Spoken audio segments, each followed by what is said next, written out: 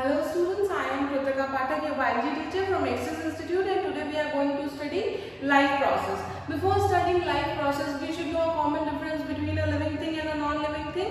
This has been studied by us from our childhood कि कौन-कौन से basic differences होते हैं living thing और non-living thing में. जिसके पास life होती है उसको हम living thing बोल रहे होते हैं, जिसके पास life नहीं होती है उसको हम non-living thing बोल रहे होते हैं. तो अब ये जो living beings हैं जिनके पास life है, ऐसे कौन-कौन से functions हैं जो उनको living बना रहे हैं, ये सारी चीजें हम इस चैप्टर लाइफ प्रोसेस में पढ़ेंगे. फॉर एग्जाम्पल, पहला यहाँ पे टॉपिक जो हम पढ़ने वाले हैं वो है डाइजेशन. तो digestion is a process that occurs in living being. Digestion के अलावा भी ऐसे बहुत सारे प्रोसेस हैं. फॉर एग्जाम्पल रेस्पिरेशन है, सर्कुलेशन है, एक्सक्रीशन है. चाहे प्लांट्स हो चाहे एनिमल्स हो, इन सब में ये प्रोसेसेस हो रहे हैं तभी हम लिविंग हैं. ठीक है, तो कुछ बेसिक प्रोसेस जो हर लिविंग बीइंग में हो रहे होते हैं, उन्हीं बेसिक प्रोसेस को जो हमें लिविंग बना रहे हैं, जो हमारी लाइफ के लिए रिस्पॉन्सिबल है, उन प्रोसेसेस को, उन मेटाबॉलिक रिएक्शंस को हम लाइफ प्रोसेसेस कह रहे हैं. तो जो पहला टॉपिक हम पढ़ने जा रहे हैं वो है डाइजेशन. और डाइजेशन में हमेशा बोला जाता है ना कि हम कुछ खाएंगे तभी डाइजेस्ट करेंगे. तो जो हम खा रहे होते हैं उसमें कॉमनली बोला जाता है कि एक न्यूट्रिशनल रिच डाइट लेनी है, ऐसी डाइट लेनी है जिसमें न्यूट्रिएंट्स प्रेजेंट हो. तो अब ये न्यूट्रिएंट्स क्या होते हैं पहले वो समझ लेते हैं. Nutrients are the supply of essential organic and inorganic chemical compound. अब बात आती है कि ऑर्गेनिक और इनऑर्गेनिक केमिकल कंपाउंड्स क्या होते हैं. ऑर्गेनिक कंपाउंड्स का मतलब वो कंपाउंड्स जिनमें कार्बन प्रेजेंट होता है, और इनऑर्गेनिक कंपाउंड्स का मतलब जस्ट उसका ऑपोजिट, अगर कार्बन एब्सेंट होगा तो हम उसको इनऑर्गेनिक कंपाउंड्स कहेंगे. एग्जाम्पल इनऑर्गेनिक के लिए आप ले लीजिए प्रोटीन, और ऑर्गेनिक कंपाउंड का सबसे अच्छा एग्जाम्पल याद रखना है वो है कार्बोहाइड्रेट्स. कार्बन रिच कंपाउंड्स को हम ऑर्गेनिक कंपाउंड्स कहते हैं. तो जो हमारी डाइट होती है उसमें ऑर्गेनिक और इनऑर्गेनिक दोनों कंपाउंड्स प्रेजेंट होते हैं. तो इन सारे कंपाउंड्स को जब हम इनटेक कर रहे होते हैं अपनी बॉडी के लिए कि प्रॉपर फंक्शनिंग हो, आगे का हम सारा काम कर सके, बोलते नहीं है फूड गिव्स अस एनर्जी. तो वो फूड से एनर्जी कहाँ से मिलेगी?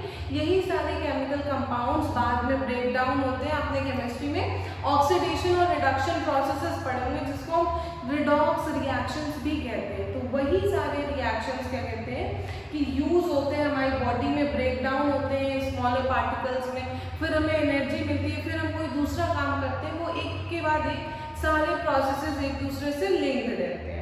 तो ये ऑर्गेनिक कंपाउंड्स और इनऑर्गेनिक कंपाउंड्स को हम इनटेक कर रहे हैं, यही फिर बाद में ब्रेक डाउन होकर के हमको एनर्जी देंगे. लेकिन वो कैसे ब्रेक डाउन होंगे, उसी प्रोसेस को हम डाइजेशन कह रहे हैं, और वो पूरा प्रोसेस हम एक एक करके पढ़ने वाले हैं. मगर उससे पहले जिस न्यूट्रिशन की हमने बात की थी, उस न्यूट्रिशन का इनटेक करने के लिए हर ऑर्गेनिज्म में अलग अलग ऑर्गन्स प्रेजेंट होते हैं. ठीक है, जरूरी नहीं है कि जितने वर्ल्ड में जितने एनिमल्स, जितने प्लांट्स, सब एक ही तरह से न्यूट्रिशन का इनटेक कर रहे हो.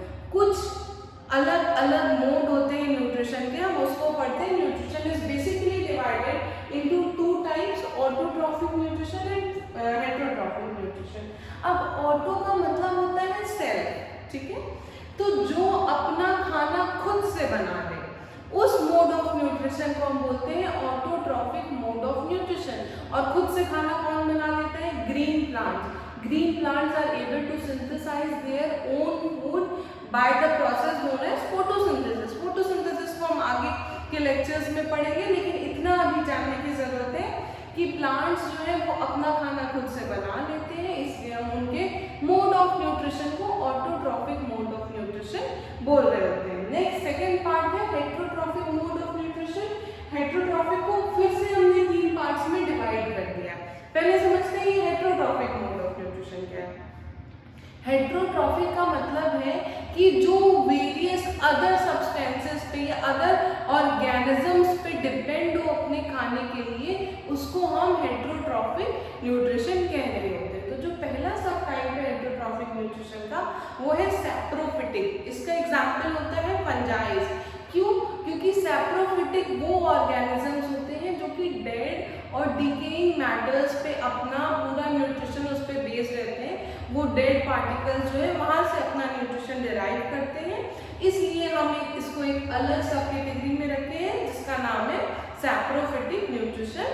और सैप्रोफिटिक न्यूट्रिशन का एग्जाम्पल है मशरूम्स यानी कि फंजाई. ठीक है, और सेकेंड सब कैटेगरी जो है वो है पैरासिटिक न्यूट्रिशन।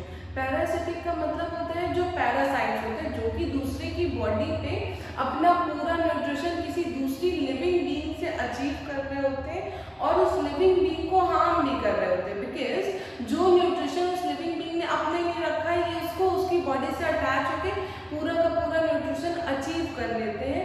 ऐसे ऑर्गेनिजम्स को हम पैरासाइट्स कहते हैं और ऐसे मोड ऑफ न्यूट्रिशन को हम पैरासिटिक मोड ऑफ न्यूट्रिशन कह रहे होते हैं। एग्जाम्पल के लिए लीचेस हमने पढ़ रखा है, टिक्स है, ये सारे ऑर्गेनिजम्स जो है वो सारे ऑर्गेनिजम्स पैरासाइट्स होते हैं, लेकिन जरूरी नहीं है कि सिर्फ एनिमल से पैरासाइट्स हो। एक प्लांट होता है जिसका नाम है कस्क्यूटा, वो प्लांट भी एक पैरासिटिक प्लांट होता है। नेक्स्ट लिखा हुआ है holozoic mode of nutrition. Holozoic का मतलब होता है जो कंप्लीट होल फूड पार्टिकल को इनगल्फ कर ले, उसको होलोजोइक मोड ऑफ न्यूट्रिशन कहते हैं। एग्जाम्पल के लिए ह्यूमन बीइंग सबसे अच्छा एग्जाम्पल है। जो हमारा मोड ऑफ न्यूट्रिशन है, हम फूड को पूरा कंप्लीट इनगल्फ कर रहे हैं, that mode of nutrition is known as holozoic mode of nutrition. अब हम बात करते हैं बच्चा, जो न्यूट्रिशन होता है उसको हम 5 अलग अलग पार्ट्स में डिवाइड करके रखते हैं। अब वो 5 अलग अलग पार्ट्स में पहला जो प्रोसेस है, पहला हम पढ़ेंगे इंजेशन का, यानी कि जब हम खाना खा रहे हैं उसके बाद डाइजेशन, उसके बाद absorption, then assimilation and egestion. एक एक करके हम सारे टॉपिक्स पढ़ते हैं। पहला जो है वो इंजेशन है। इंजेशन का मतलब है कि जब हम खाना खा रहे होते हैं उस प्रोसेस को हम इंजेशन कहते हैं। The process of taking food into the stomach is known as ingestion. Ingestion का मतलब ये है कि जो जब आपने खाना खाया तो वो खाना तो स्टमक में जाएगा ना, तो वही प्रोसेस उसको हम इंजेशन बोल रहे होते हैं। अब जब हमने खाना खा लिया तो नेक्स्ट क्या होगा, डाइजेस्ट होगा। तो डाइजेशन में क्या होगा, break down of food particles into smaller usable components. छोटे छोटे यूजेबल कंपोनेंट्स में जब ब्रेक डाउन होगा फूड पार्टिकल्स का तो उसको हम डाइजेशन कहेंगे। डाइजेशन के बाद आता है एब्जॉर्प्शन। जब खाना छोटे छोटे फूड पार्टिकल्स में डाइजेस्ट हो चुका है तो अब वो एब्जॉर्ब होगा। कौन उसको एब्जॉर्ब करता है, यही आसपास की ब्लड कैपिलरीज। लिखा हुआ है food is broken down physically and chemically and converted into a substance suitable for absorption. Absorption क्यों जरूरी है ये ध्यान से समझो। अगर खाना डाइजेस्ट हो गया और एब्जॉर्ब भी नहीं हो रहा है तो एनर्जी कहाँ से मिलेगी। ब्लड कैपिलरीज छोटे छोटे पार्टिकल्स में फूड को ब्रेक करने के बाद उसको एब्जॉर्ब करती हैं ताकि वहाँ से एनर्जी डिराइव हो सके, लेकिन वहाँ पे तुरंत ही एब्जॉर्ब करने के बाद एनर्जी नहीं मिलती। सपोज आप खाना खा रहे हो बट आपको रनिंग करनी है तो एनर्जी एग्जैक्टली कहाँ पे चाहिए, आपके पैर में चाहिए, और खाना कहाँ पे डाइजेस्ट हुआ, स्टमक में डाइजेस्ट हो रहा है।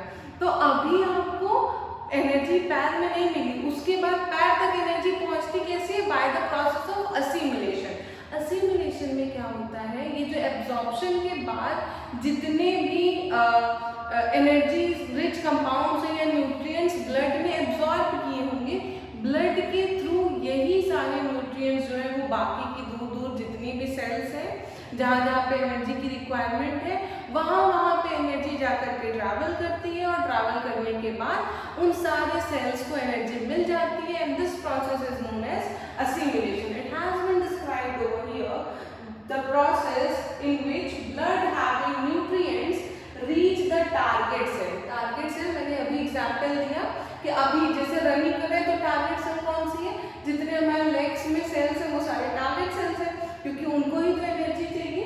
या फिर पूरी बॉडी में ही ऐसा सपोज कर सकते हो, एक पर्टिकुलर टाइम पे अगर आप पढ़ रहे हो तो आपके ब्रेन में एनर्जी चाहिए, है ना, ब्रेन की सेल्स ज़्यादा काम कर रही होती है, लिख रहे हो तो हाथ में एनर्जी चाहिए। तो हर वो सेल जहाँ पे एनर्जी चाहिए, ब्लड जिसमें न्यूट्रिएंट्स है जो कि एब्जॉर्ब करने के बाद उस न्यूट्रिएंट को ब्लड में ले आया था, अब वो ब्लड ट्रैवल करते हुए उस टारगेट सेल तक पहुंचेगा, which utilize them for various metabolic activities.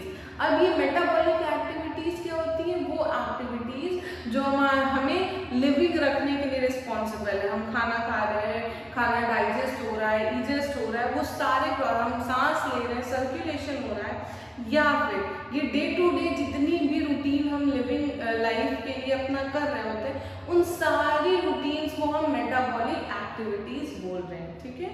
तो अभी तक हमने पढ़ा एब्जॉर्प्शन में क्या होगा, जो स्मॉल ब्रेक डाउन फूड थे डाइजेशन के बाद वो सारे ब्लड में पहुंच गए, और असिमिलेशन में क्या हुआ, असिमिलेशन में वही ब्लड जो कि न्यूट्रिएंट रिच था वो ब्लड पहुंच करके बाकी के टारगेट सेल्स में वो न्यूट्रिशन प्रोवाइड करती है ताकि हर सेल को एनर्जी मिल सके। और लास्ट प्रोसेस है इजेशन, यानी कि जो हमने खाना खाया उसमें से सारा न्यूट्रिशन अचीव करने के बाद, डिराइव करने के बाद, एब्जॉर्ब करने के बाद जो भी खाना बच गया जो कि डाइजेस्ट नहीं हो पाया, अब हमारी बॉडी के लिए वो वेस्ट मटेरियल है, उसको अपनी बॉडी से बाहर निकालने का process is egestion. The process of discharging undigested material from a cell of an organism is known as egestion. अब हम पढ़ने वाले हैं कि अमीबा में एक यूनिसेलुलर ऑर्गेनिज्म अमीबा, इसमें किस तरह से ये पूरा प्रोसेस होता है। देखिए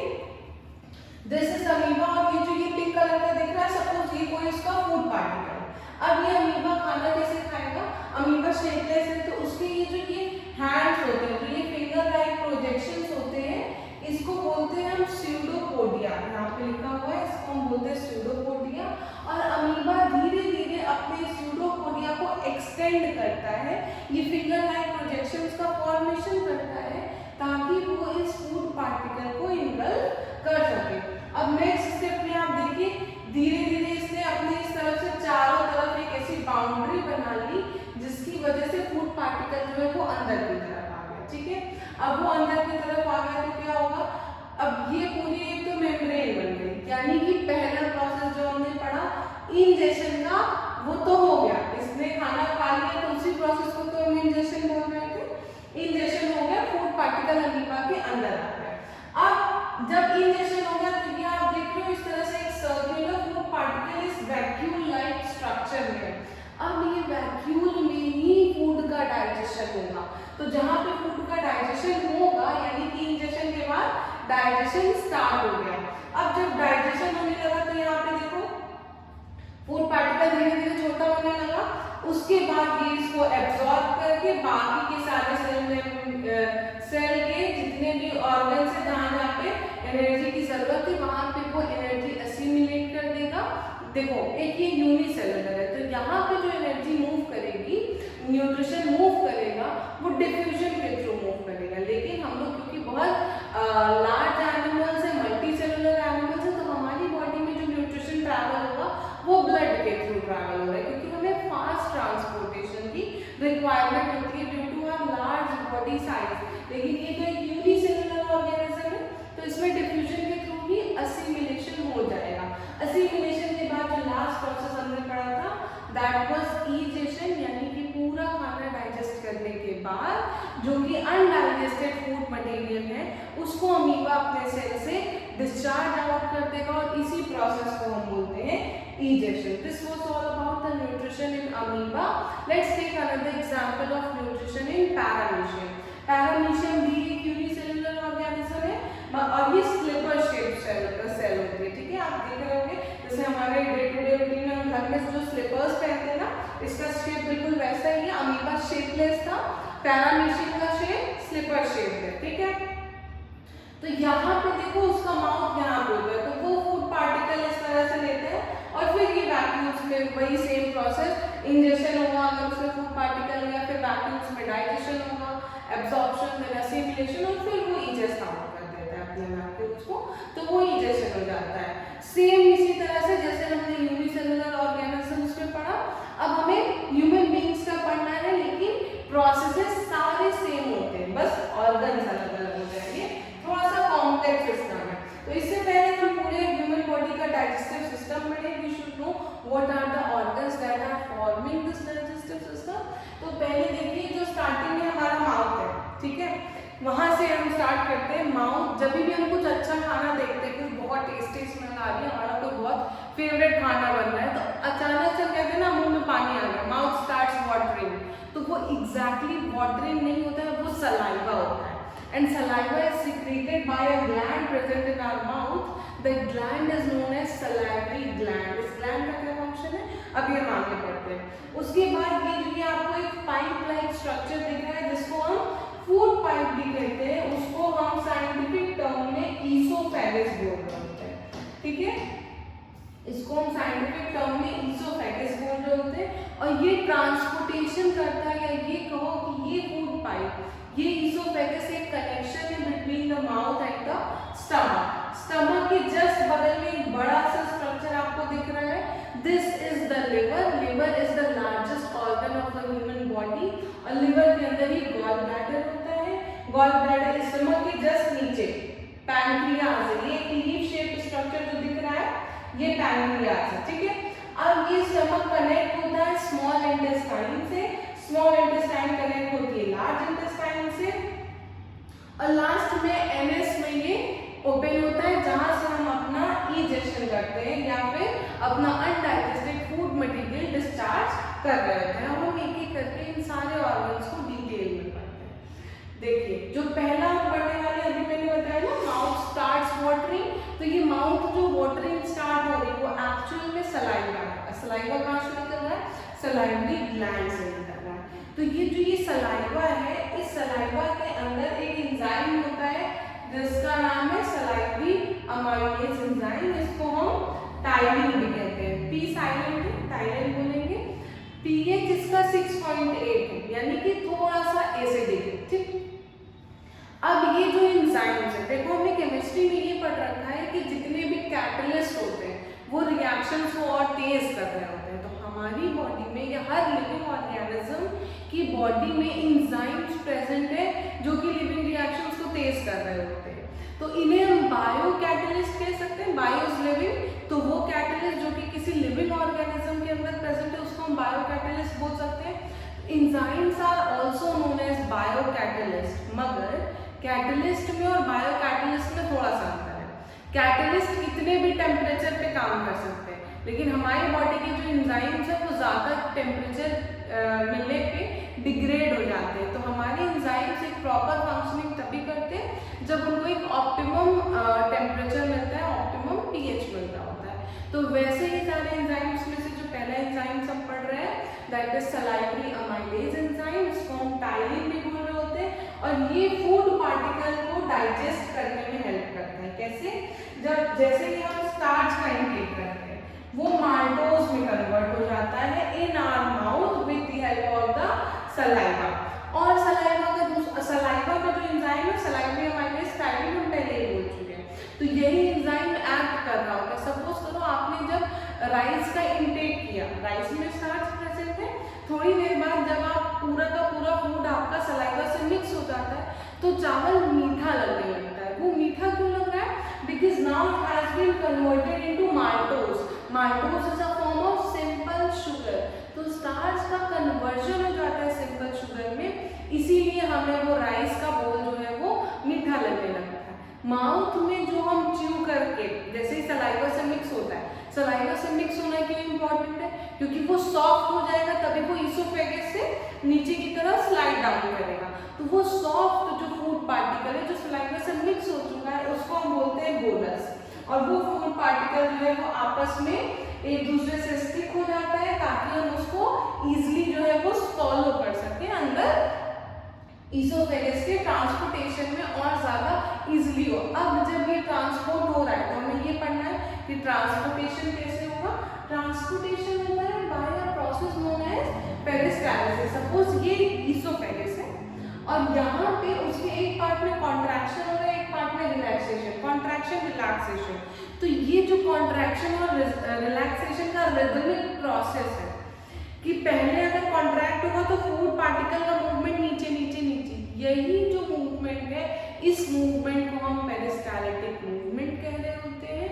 the peristaltic movement is the rhythmically ordered movement of the muscles lining the alimentary canal in order to push the food forward. ये बात याद रखनी है कि फूड को आगे बढ़ाने के लिए ये पेरिस्टाल्टिक मूवमेंट हो रहा है जिसमें ये कॉन्ट्रैक्शन रिलैक्सेशन एक लगातार हो रहे हैं। मगर सिर्फ ईसोफेगस से स्टमक तक ही ये मूवमेंट नहीं हो रहा है, ये through out the alimentary canal हो रहा है। क्योंकि अगर माउथ से स्टमक तक फूड ट्रांसपोर्ट हुआ तो उसके आगे भी तो फूड ट्रांसपोर्ट होगा, स्मॉल इंटेस्टाइन से लार्ज इंटेस्टाइन और अल्टीमेटली एनएस तक। तो वो पूरा का पूरा जो ट्रांसपोर्ट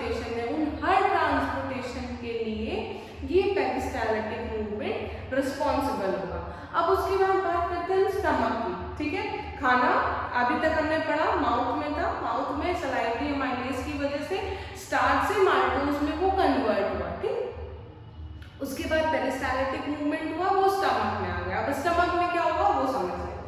देखो स्टमक में डाइजेशन हुआ है, सिंगुलर फूड पार्टिकल्स में जो है फूड जो है वो ब्रेक डाउन होता है। अब इस स्टमक के पास ये देखिए ये ईसोफेगस है, यहाँ से फूड आ गया, ठीक है। स्टमक में, स्टमक के पास गैस्ट्रिक ग्लैंड्स होते हैं, ठीक है। गैस्ट्रिक ग्लैंड्स होते हैं और वो स्टमक का जो लास्ट पार्ट है वो जाके नीचे ये स्मॉल इंटेस्टाइन से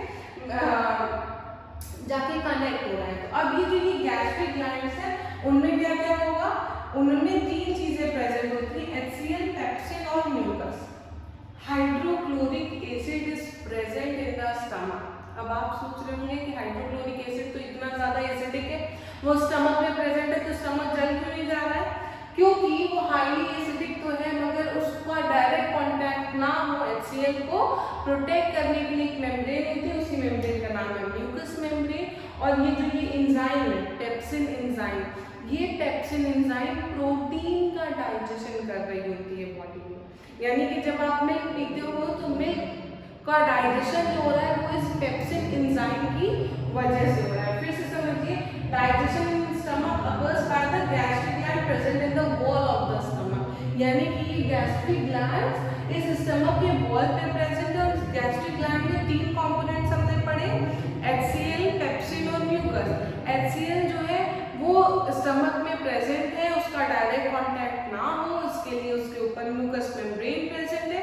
अब ये जो ये म्यूकस मेम्ब्रेन है ये डायरेक्ट कांटेक्ट को तो प्रिवेंट करेगी, बट इस HCl का फंक्शन क्या है? सपोज करिए हमने कुछ बाहर से खा लिया जिसमें कोई बैक्टीरिया था, हम हर बार बाहर का खा के बीमार नहीं पड़ते, क्योंकि ये जो HCl प्रेजेंट है ये उस बैक्टीरिया को अपनी एसिडिक होने की वजह से डाइजेस्ट कर देता है, किल कर देता है, तो हम उस समय बीमार नहीं पड़ते।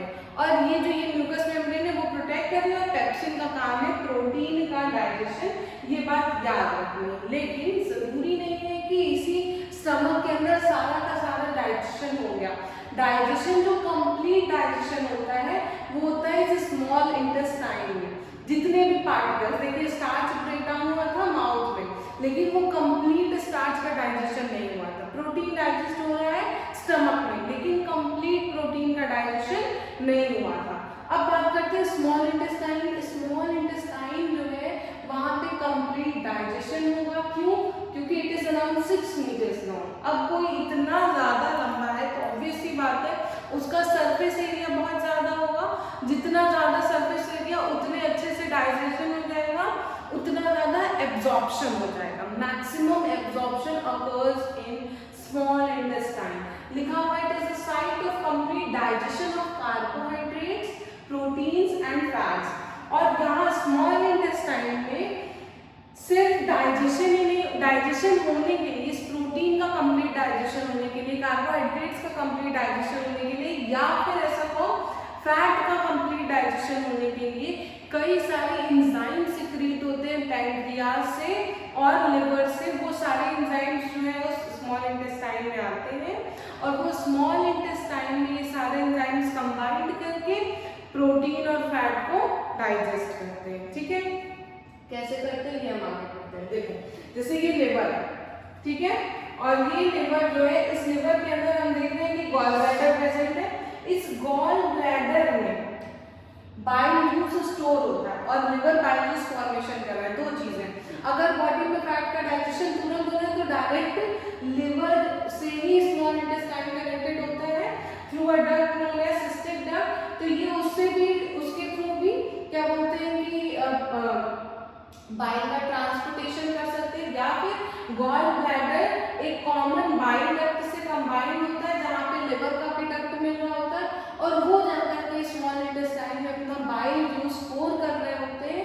उसके बाद फैट का डाइजेशन स्टार्ट होता है। तो लिखा हुआ है the bile may be directly flow into a small intestine or gets temporarily stored in the gallbladder। यही बात मैंने अभी बताई, या तो बाइल जूस डायरेक्टली लिवर के थ्रू स्मॉल इंटेस्टाइन में पहुंच जाए या फिर वो गॉल ब्लैडर में स्टोर हो जब उसकी नेसेसिटी हो जब फैट के ब्रेक डाउन की जरूरत हो तब वो गॉल ब्लैडर से जो है स्मॉल इंटेस्टाइन में ट्रांसपोर्ट होगा। और ये बाइल जूस का काम है कि वो फैट को डाइजेस्ट करता है। इमल्सिफाई का मतलब small break down, small parts में वो उसको ब्रेक डाउन कर रहा होता है।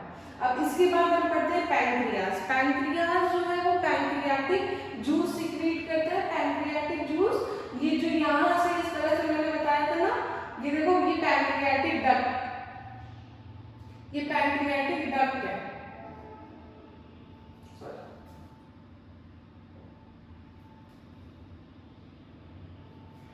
अब ये पैंक्रियाटिक डक्ट जो है वो ट्रांसपोर्टेशन कर रहे होते हैं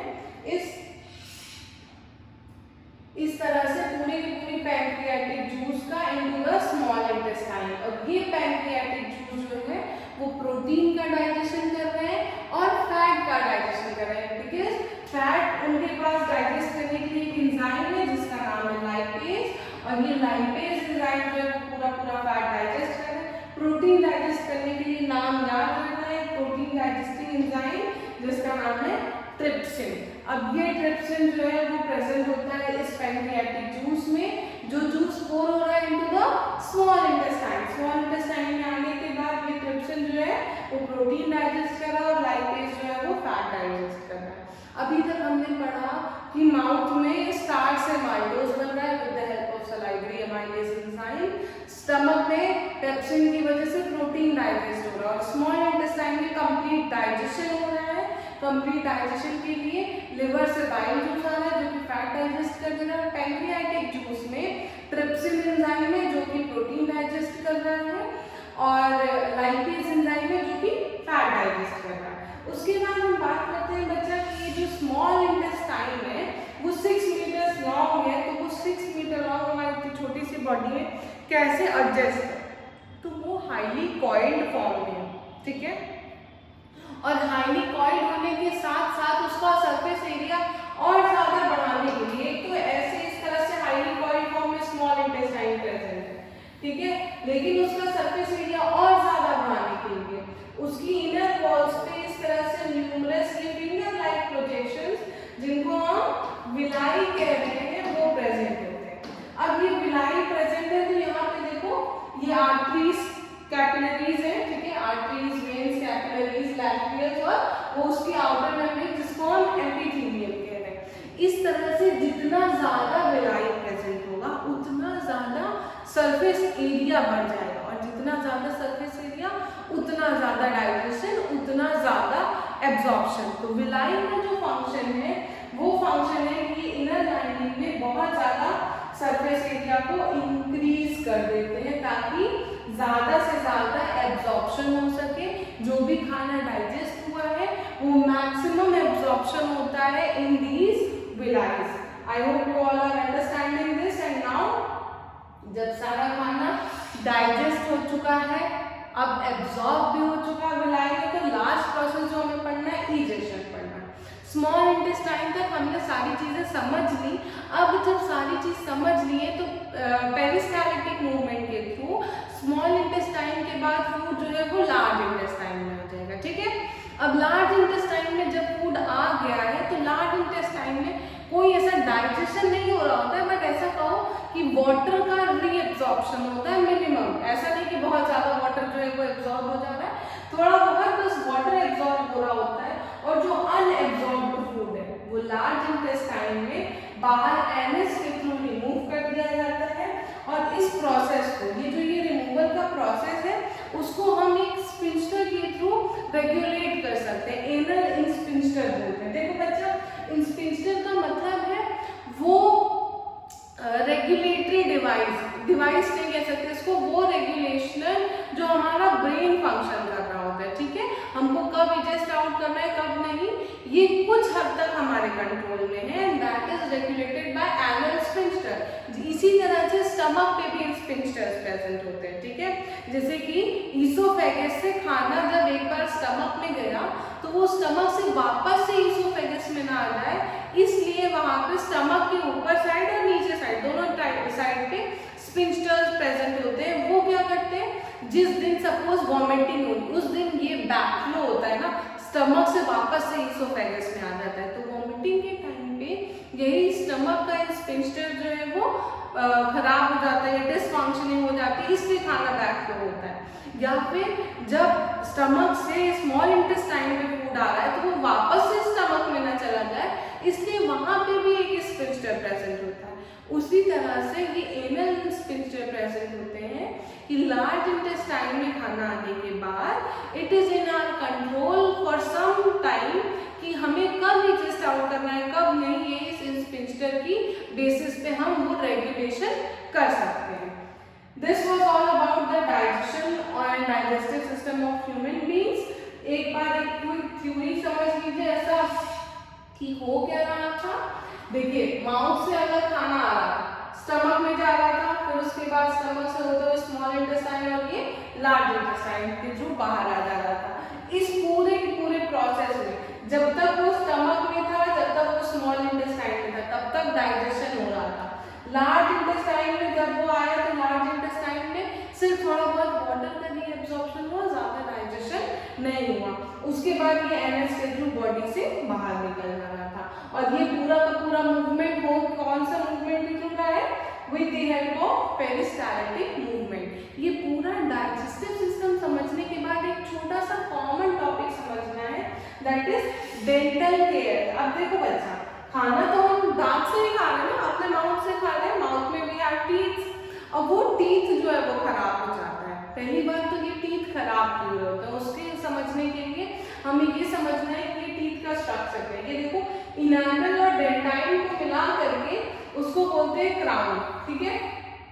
जो हमारा दांत ऊपर से दिख रहा है that is crown of the teeth. उसके बाद आपको ये जो छोटा सा पतला सा कॉन्स्ट्रिक्शन दिख रहा है ना, जहाँ पे टीथ थोड़ा सा कर्व है, वो उसका नेक हो गया। जैसे हमारा हेड और शोल्डर के बीच में कॉन्स्ट्रिक्शन है, जो नेक है वो हमें कनेक्ट कर रहा है, वैसे टीथ का भी ये नेक होता है, ठीक है।